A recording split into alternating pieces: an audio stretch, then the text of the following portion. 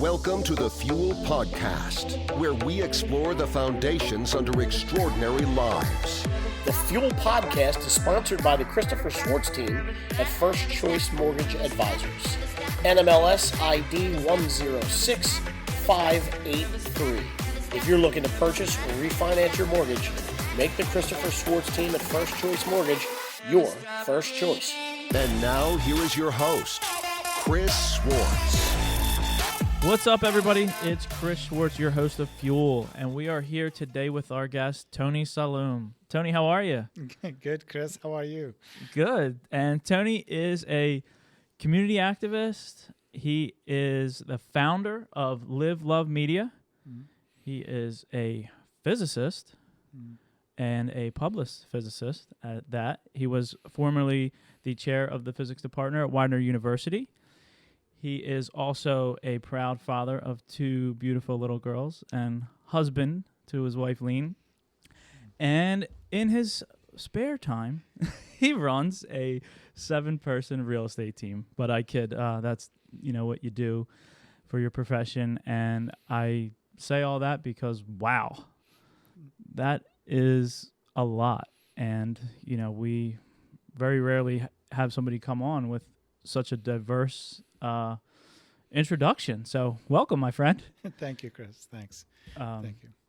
So we're here today, Tony, and Tony and I go back a little bit. We met probably 4 or 5 years ago, maybe 7. I don't know. Yes. Probably 7. Yeah. It's a little blurry, and it's awfully cold here in the Fuel Studios. Tony and I are trying to warm up here. Yeah. But honestly, outside of our business relationship, Tony is I say that tongue in cheek on your, spare time, but really full time, Tony runs a successful real estate team at Compass, and we do a lot of work together through our business. But outside of that, we have really developed a great friendship. So it's an honor to have you here on the show today. Yeah, thank you, Chris. For the record, we did not meet through business. We met through Rotary. This is how we met. We were introduced, but we were both, we became Rotarians, and the business followed later. Yeah, exactly. Yeah, we definitely had a good run in the Rotary Club of Media. We'll give them a shout out. They do great things in the community, and Tony and I were a part of that for a long time. Tony's still a member. And so, Tony, what we do here on Fuel is, you have, like I said, a very diverse background. So many things. I don't think I've ever use the word physicist and realtor in the same context. So you've got a pretty unique story and, interesting journey. So I just want to talk about some things that, have kind of brought you to where you are in your life, because as we said, you were the chair, you were the head of the physics department at Widener, and now you're running a highly successful real estate team of 7 people. So what's your fuel, man? We want to hear your fuel story. So how'd you end up here, and is there anything in your life that sticks out that kind of really drives you? Yeah. No, thank you, Chris. If you want to get to the fuel part, that's obviously pretty deep, and it goes honestly. The fuel part, it goes way back. It's you're mentioning me as being professor and chair department, but my fuel is deeper than that. It starts really in my childhood, and really thank you for the introduction. The first few things you said that about me being a community advocate in a way, that is my fuel. I just who I am. I tell people, I say, I don't see life anything outside of simply something that I share with other people. So the community is really what helps me make sense out of life, and what drives me to live this life, wake up every day and just kind of push the envelope. So that really comes from my childhood. And I grew up overseas. I grew up in Lebanon. And everything we're going to talk about today, it could be me being a professor, me being a founder, co-founder, really. It's Lean.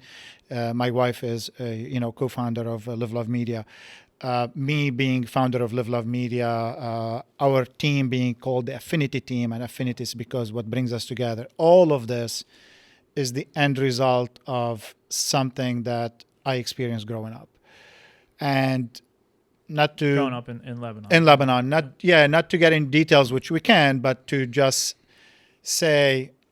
The way I think about it now, look back at my childhood, I had, life did throw a lot of punches at me. I mean, I grew up in a civil war. Maybe some people may not want to call it civil, but let's say I grew up in the middle of a brutal war that was happening among the people of the country, and I just happened to be living right next to one of the main bases. So I've seen the ugliest side of war. And I think, Tony, you and I have had some conversations in the past, and I think, in one of our conversations, you had mentioned a tank actually pulling up and parking behind your house. The tank that used to use my house as a shelter. Like it would pull out, shoot, then shelter behind my house. No, I mean, listen, we can get into that, but I grew up... I just want to paint the picture for, those of us, those people that are listening. I mean, this is like... Heart of it. Yeah, I mean, I woke up many times with missiles falling on my house, around the house. I mean, and you become an expert. Like I became good at, from the whistling of the missile flying in, I know if it's going to hit us or not. So it's unfortunate. It's not something I'm proud of. But the point is, I grew up in such an ugly environment. And on top of it, I lost my dad at the age of 9. And that really put a lot of strain on our family. So just to mention those two things, between the war and not having my dad around and, with financial challenges, I look back at my childhood and I tell people, ironically, I really had a very rich childhood, rich not financially. And when I look back, what I realize what was beautiful about my childhood is the community. I tell people, I lost a dad. I somehow had 50 dads in the community. I grew up in a community where everybody knew everyone's business. And I don't think I would be the person I am today, who I'm very proud of, very happy with who I am today, if I didn't belong to such a tight community. And today, everything I do in my life, it's me and my wife, Lean. Everything we do is based on that. Everything we do is, how can we raise our children? We have 2 young daughters. How can we raise our children to be part of a connected community where people not only like each other on social media, not only show the good things happening, but actually know the pain of each other, know the struggles, and be there for each other. This is my fuel. Oh, okay. That's a lot of fuel. I mean, that is, and so as you think about that, because your community there, in Lebanon, it looked much different, I'm sure, than your community here in the States. And I don't know if we want to say where Tony lives, but he lives in the area. And how are you able to connect and still have that sense of community in such a different environment? First, I mean, Chris, I want to be clear. The environment, the society, the community we live in today is very different from what I grew up. And that honestly very little has to do with the location, like the country. I think simply life has changed. The community, even back home, has changed a little bit. So I think life has changed in general. Connections have changed. I mean, social media didn't exist when you and I were growing up. Right. And I think, social media has an effect of how people interact now. It became a little shallower than before because people tend to like each other's posts, but some relationships, end there. So things have changed. To your question, yes, we live in a community, society today, very different than what I grew up experiencing, but that's mainly has to do with simply society has evolved. It's not about the country. How this today compares. My favorite experiences were, I knew about it, but I experienced it big time last year. So again, we established Live Love Media. We can talk about it. And Live Love Media came from exactly what we just talked about. Lena and I said, you know what, we live in the media area, greater media area. We belong to the greater Philadelphia area, but specifically the media area. And we want to be vibrant members of the community. We want to be members who help empower the community. So we established Live Love Media for many goals. And one of them is to bring out the good things that are happening in the community, the things that nobody wants to talk about, even challenges. And what's interesting is this past winter, we decided to start a dining series. We called it Dining by Affinity, which is, listen, we all live here. Let's bring 10, 12 people who don't know each other every week, which started once a month, and have them meet each other. Every time we did it, we were successfully, we were able to bring 10, 12 people together. The experience was exactly what we've been dreaming for. People who interacted on Facebook probably, but when they met around that table and in a kind of good questions, forced everybody to share their life experience, the outcome was magical. Like, people were leaving upset that it was a one-time thing. Nice. Everybody was leaving. It's like, what's next? It was like, you know what's funny? We were many times short of people, so I ended up calling friends. It's like, hey, can you please help me? Because I need like 10 people. Yes. And what's unfortunate is I feel I met my friends at those dinners. Wow. The stories they shared is like, you've been my friends for 2-3 years. I did not know you grew up in that environment that you just explained. So it's unfortunate that many of us know each other, but really we don't. So, but unfortunately, back to your question of where we live today, the community we're in today and the society, it was so difficult to bring 10, 12 people together and say, listen, we're going to have dinner together. You don't know people around the table, and we're going to get to know each other. And many people would say, this is awesome, but I don't know if I can do it. Like, it was very difficult. And hesitation, honestly, we stopped it. Like, it was taking so much effort. It was distracting me from everything else to simply bring 10, 12 people together once a month. It was a lot of effort, a lot. Wow. So, I mean, in one incident, I reached out to somebody who's so active on Facebook, on social media in general, in the community. And I said, hey, I see that you're very active, so I assume you would love something like this. And their answer was, actually, I'm very uncomfortable meeting people. So the point is, like, we see all of this interaction on social media, but it is so superficial. I genuinely believe, I'm speaking for myself, I think everyone has their own way of living. Speaking for myself, that doesn't do it for me. I need something deeper that connects me with others. Yeah, absolutely. And it's, I'm sure many of us have heard, or made the reference that social media has almost made us less social, as a society. It's, many times where, you're friends with these people online and, you comment and whatever. And then you see them in a store and you're like, oh, I hope they don't see me. I'm just going to keep on walking. But it's like, why do we, So the community is really what fuels you. It's 100%. It's the first and the last. Yeah. Nice. And what are you doing now with Live Love Media? Mm-hmm. And again, talking about the challenges of people's schedules and social media and just the society, that the evolution of society and where we are. Yeah. Let's talk about a little bit, I guess, what Live Love Media is doing and trying to, help bridge that gap. Yeah. Happy to talk about Live Love Media, and what I want to say about Live Love Media applies to everything in my life. So if anyone who's listening to us today, they know this is who I am in any community.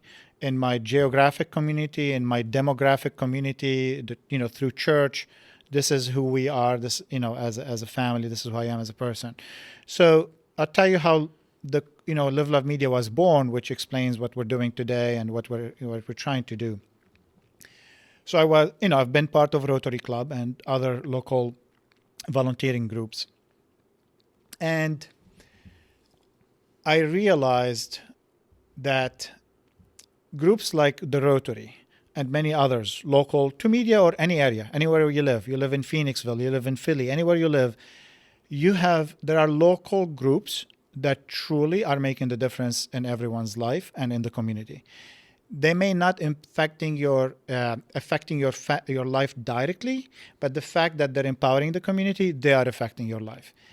And your community is beautiful, your community is strong because of those groups. Unfortunately, talking about those nonprofits is not a topic of interest to social media. It's not sexy. It's not controversial. What really gains traction naturally, and I'm not blaming anyone, I blame myself. I'm also drawn to controversy. What gains traction naturally is controversy. So what I started to realize, like, hold on. The clubs these groups I belong to and the other groups I know about, they're doing so many great things nobody knows about. Not only nobody knows about, if they post on the main local social media pages, they may get a couple of comments. But then somebody posts about chasing a fox in the area, you get 200 comments.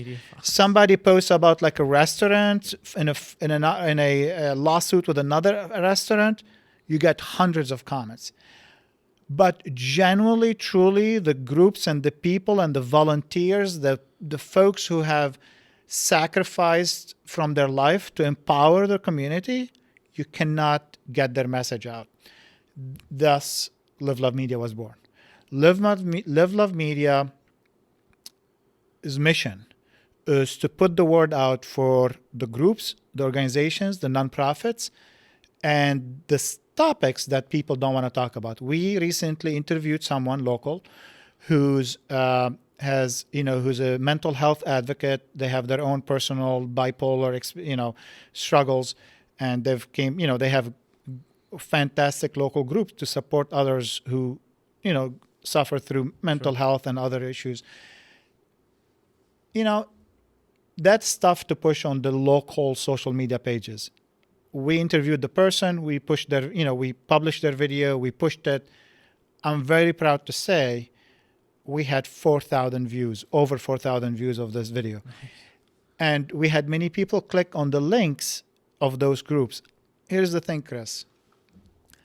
Out of that, if one person who needs help, who struggles with mental health, reach out to those groups and ends up getting help and becomes healthier and probably not end up risking their life.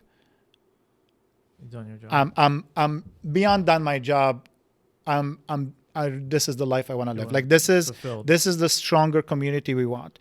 So this is Live Love Media. This is who we are everywhere, not only locally in the media area, but in the greater Philadelphia area and within our even demographic communities, as I said, through our church, is to really empower and help the things that make a difference, truly make a difference, not the shiny things that get traction simply because they're controversial. Yeah. Nice. And, as you said, in all areas of your life, you kind of have that common thread. And, with that, you do have a full-time, very demanding career as a real estate agent. And, the name of your team is Affinity. Affinity. And, Affinity Real Estate Team. Mm-hmm. So it's really, it's really great how you truly connect everything that you do. It's not just, okay, well, here's my business over here, and we're going to come up with this, cool name that, flashy, sexy name. It's really like who you are and who the people on your team are. I mean, I'm sure if you, just knowing you and the people on your team, I mean, not anybody can become a part of this team, right? I'm sure you have to align with the values. And so. Yeah, I mean, Chris, it's funny you bring this up. We had a meeting today, team meeting. I just came from our team meetings. And we are in a search. We're in an active search to add a member to our team. And the team asked me, how is that going? And I was like, we have like a candidate. Like, we don't have 10. And anyone who wants to be part of our team has to be community-oriented. They will not do well. They will not enjoy. They will not survive. They will not grow on our team if they're not community-oriented. you have to be somebody who's all about their friends and family and their community. This is who we are. Again, I genuinely want to repeat, I'm not saying this is the right way. Everything else is not. This is our way. Sure. This Yeah, is your what works for beliefs me. and what works for you. This is what works for me and Lean, my wife. This is what works for our team. And when we say our team is one family, it's not bluffing. It is true. I sleep, wake up thinking of how can I empower our team members every day, and how can our team truly be solution driven, solve problems for our friends and family in real estate, through real estate. So we serve as a team, we serve our friends and family through real estate, we serve our community through real estate. Live Love Media is powered by our real estate business. So this is why it's part of our website. Live Love Media, I'm going to be straight honest, requires a lot of resources. It gets into those nonprofit things. No, it's not. It requires a lot of resources, and our real estate business funds, supports Live Love Media, and same applies for everyone on our team. If you're not community oriented, if you're not all about your friends and family and how can you help them do better in their life through real estate, then we're not a right match. So that's who we are. Yeah, nice. Yeah, Chris, this brings me to something that's on this point. Once somebody brought to my attention the book called Total Leadership. What's funny is we read it. I read it, and it's funny that I realized, like, wow, I'm very lucky that my life kind of fits this model, which is everything in your life, from like the idea. A lot of people, think that your career, your family, your community must be are two separate parts, and you each has its part. Like you focus on this from 9 to 5, focus on your family from 5 to 8, whatever. And this book argues that it shouldn't be the case. It should be all one. And I'm very lucky that my life, my family, my community, my business, my career, everything is one. It's all one unit. Nice. And I think we really didn't, get a chance to touch on it, but you also have, published books and studies. Yeah. And so, just real quick, let's just talk about. Yeah, because we've talked about quantum. Yeah. And my head immediately explodes. So how do you connect all that with quantum and being a physicist? Yeah, it's all connected. I came here to the Philadelphia area for my Ph.D. in physics. I went to Drexel, got my Ph.D. from Drexel, became professor at Widener, tenured, became the chair of the department at Widener, and my field of research was quantum optics. So quantum is at the heart of my research, and as you said, I'm internationally, nationally published in the field. And when I taught quantum, to answer your question, I always added a life twist to it. So when I taught quantum in the classroom, I always used those counterintuitive concepts to explain life. And I'm happy to say right now, and honestly, I've been developing a series of talks. I've given a lot of talks at universities, schools, local groups. I call them quantum food for thought. It's not live anywhere, so if you look it up online, you're not going to find anything. But quantum food for thought, where I take quantum concepts and apply to everyday life. And there are some concepts. Some of them, for example, Chris, interference, uncertainties, those things in quantum that honestly I think of every day in my life. You and I have met, interacted, and for somehow our interaction has been constructive. And this is how it is on our team. On our team, we have a slogan, we call it, which is a quantum slogan. It's 1 + 1 = 4. Because quantum teaches us that if 2 units are perfectly coherent, the outcome is quadruple. Like 1 unit and another unit, the outcome is not 2, the outcome is 4, if they are well coherent.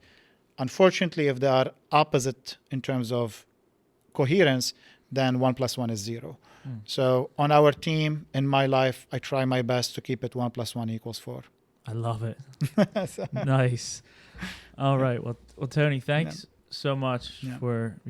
for sharing all that. And now we're gonna hit you with a little rapid fire. okay. So it's real simple. Basically, you're stuck on an island, and we're gonna ask you 3 questions. Okay. That's not starting well. Okay. Yeah. All right. The first one, and this can be anyone. This is going to be outside of your friends and family, because we would all, of course, take our loved ones. Who would you take with you? And it can be a celebrity, it could be somebody fun, it could be anyone. Who would you take if you could? And your friends and family are obviously, we know they would be there.